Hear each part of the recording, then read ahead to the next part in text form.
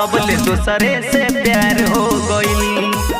हमारा भैया के साली बनल चाहे घर वाली तबले दूसरे से प्यार हो गइल।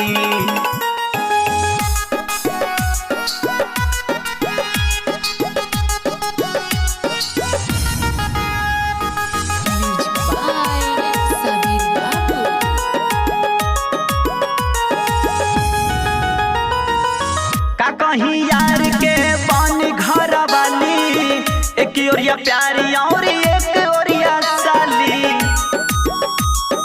ए भाई का बताई हो का कहीं यार के बानी घर वाली एक ओरिया प्यारी और एक ओरिया साली। हाँ हाँ एक ओरिया साली हमके मुश्किल में डाल के गई, दिल के टेंशन बढ़ा के गई।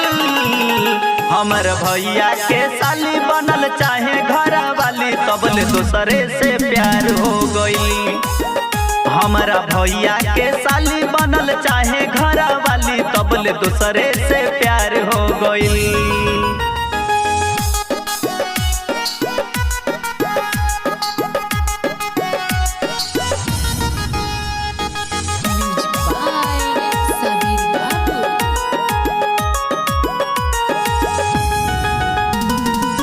हो गइल विवेक बड़ी बड़हन बेमारी, करिले प्यार उनके कैसे बिसारी।